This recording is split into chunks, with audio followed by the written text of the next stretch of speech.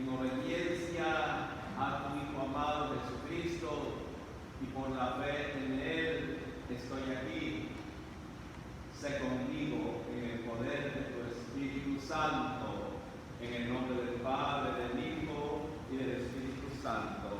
Amén. Pueden sentarse, por favor. Querido hermano, querida hermana, el himno propicia el mensaje de Dios para cada uno de nosotros. Si dejas tú que Dios te guíe, tu vida será un éxito. Si dejas tú que Dios te guíe, estará contigo en los problemas. Si dejas tú que Dios te guíe, vivirás por fe, y por fe se puede cruzar la montaña. ¿Quién dijo amén? Así que el mensaje de este día lo he titulado: debemos dejarnos que Dios nos guíe. Debemos dejarnos que Dios nos guíe, pero desafortunadamente el ser humano somos de cabeza dura. Pensamos que nosotros tenemos el control y no permitimos que Dios nos guíe.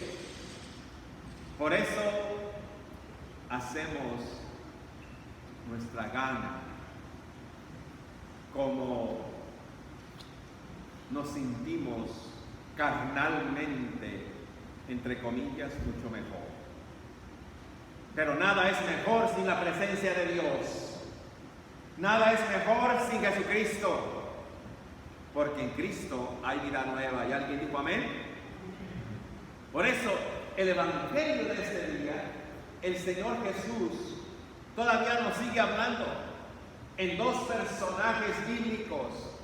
Un rico que vivía espléndidamente, daba banquetes todos los días, se vestía con lujos, con perfumes caros, con ropas caras, casi describiendo Mercedes del año y los carros más caros y las mansiones más grandes, y él pensaba que esa era la vida. Mientras que a su puerta, debajo de su balcón, donde él se daba los grandes banquetes y las grandes comidas y los grandes vinos, había un hombre llamado Lázaro, que se sentaba debajo de la mesa y él buscaba llenarse con las migajas que caían de la mesa del rico. Pero en esta parte bíblica el Señor Jesús nos describe intrínsecamente dos personas, dos mundos diferentes.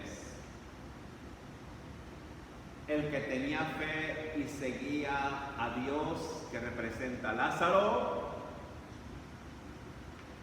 y el que seguía sus propios instintos y su propia riqueza, y aunque tal vez creía en Dios, pero no tenía fe en Dios.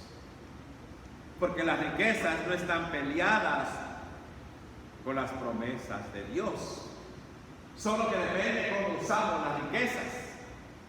Y el mundo, que está lleno de ricos, ellos usan las riquezas para destruir, para explotar y para hacerse cada día más ricos.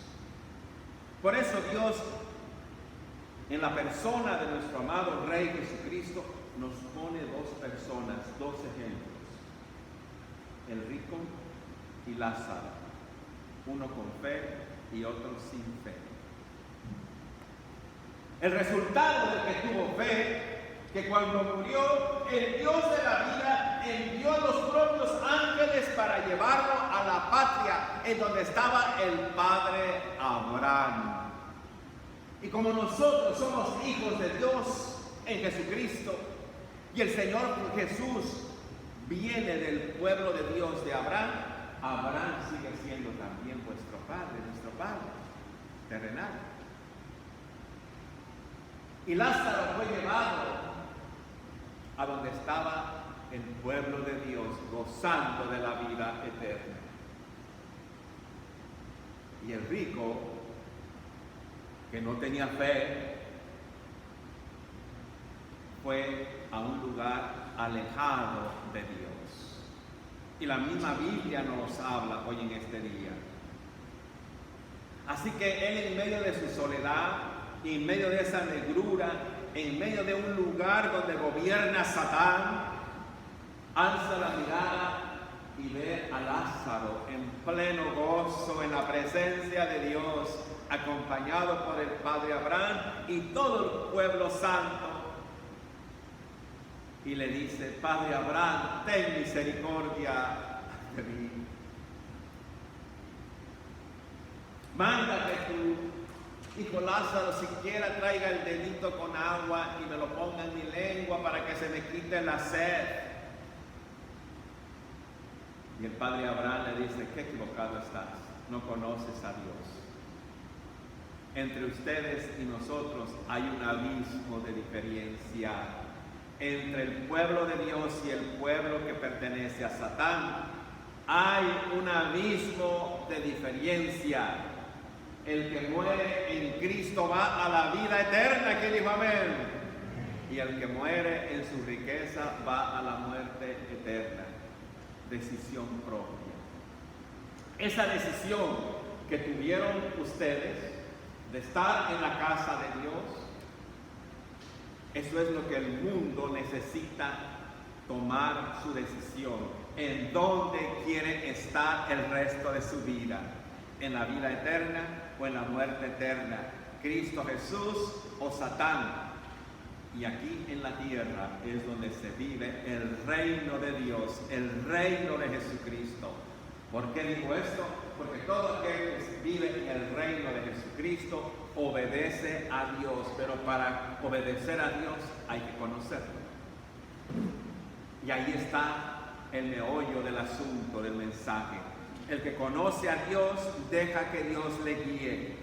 El que conoce a Dios tiene fe, inclusive aunque las circunstancias parezcan ser adversas, porque sabemos que el que conoce a Dios, Dios cumple su promesa y Él nunca nos deja abandonados, siempre está con nosotros en todo momento, porque es el Dios de la vida en Cristo Jesús, nuestro Señor. ¿Quién dijo amén?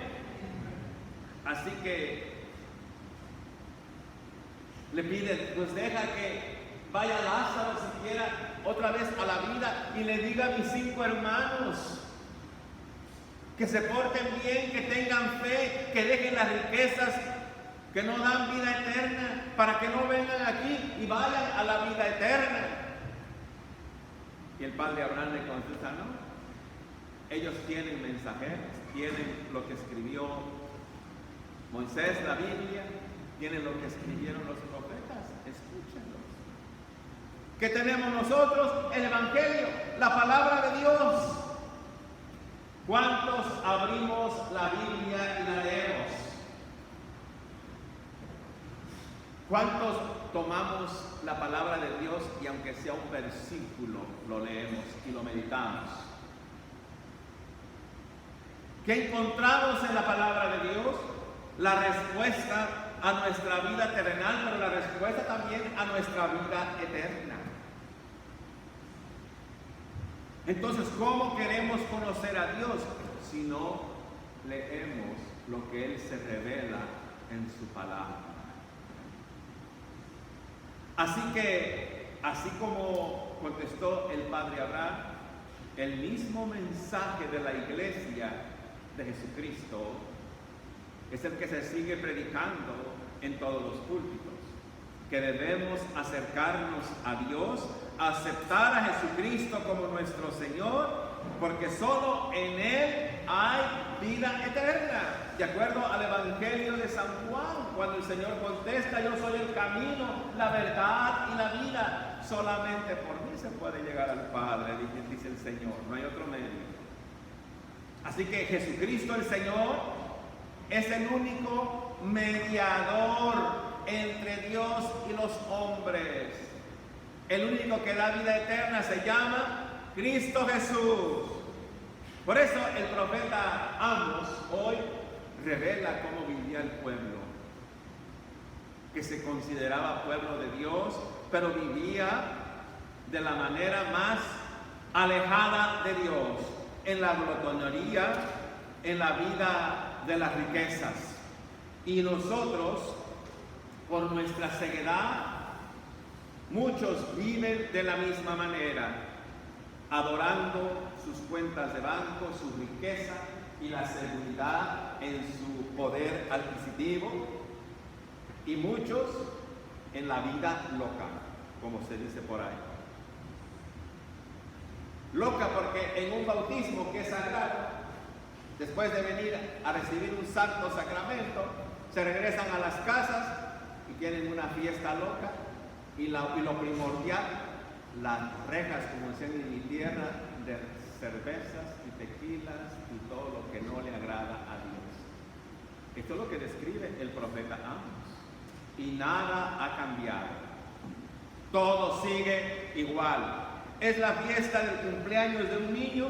Es tiempo de agradarle a Dios y agradecerle por el niño. Y los invitados, en vez de llevar un regalo que le agrade a Dios, van acompañados con sus cartones de cerveza, tequila, porque piensan que están quedando bien. Así vive el mundo. Pero Cristo vino a darnos una vida nueva. Pero para tener esa vida nueva debemos dejar que Dios nos guíe. Pero para permitir que Dios nos guíe tenemos que conocer ¿a quién? A Dios. ¿Y cómo se ha revelado Dios? En la persona de nuestro Señor Jesucristo. ¿Quién dijo amén?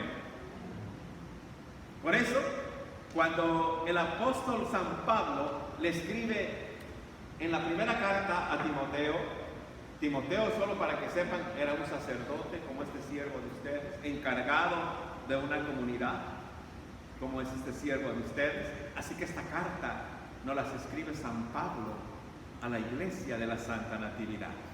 Y nos dice en el verso 11, al que está encargado de la obra de Dios, dice: pero tú, hombre de Dios, huye de todo esto, lleva una vida de rectitud, de piedad, de fe, de amor, de fortaleza en el sufrimiento y de humildad de corazón.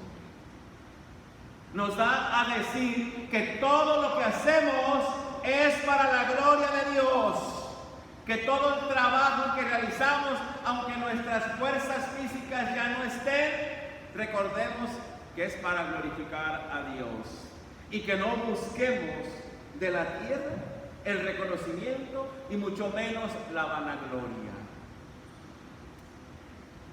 Verso 12 dice: pelea la buena batalla de la fe. Hoy en día y siempre, creer en Cristo es una lucha. Y el primer obstáculo a veces está en la propia casa. El esposo, la esposa, el compañero, la compañera, el compañero de trabajo, el trabajo mismo, la pereza. Padre, no fui a la iglesia el domingo porque llegó mi compadrito que no lo veía desde hace mucho tiempo. ¿Y cómo le voy a hacer un desprecio a mi compadrito? Y como uno le habla al hijo según el entendimiento espiritual, ganas no me sobran, pero internamente contesto y digo: pero bien que despreciaste a Dios. Porque eso es lo que hacemos. Cuando pones de pretexto eso, ¿a quién estás despreciando? A Dios. ¿Quién te da todo lo que tienes? Dios. El compadrito lo que te viene es a sonsacar para que caigas otra vez en el alcohol. Y ni se diga, aquel que Dios lo ha salvado, que Cristo lo ha salvado y deja de ser alcohólico y se reúne un día con sus disque amigos de antes, le van a sobrar invitaciones y hasta se las destapan y le dicen: toma, o te pega la esposa. El mundo representa el mal, Cristo es el bien, es vida nueva. Por eso dice: hay que pelear la pelea buena por la fe, porque no dejes, dice, de escapar la vida eterna. Pues para eso te llamó Dios y por eso hiciste una buena declaración de fe delante de muchos testigos. ¿Sabía usted que cuando usted se convierte a Cristo y empieza a congregarse y usted antes era un alcohólico, un drogadicto o X persona, ellos andan buscando a ver cuál es su pie que cojea para verlo caer? Porque ellos buscan que usted caiga.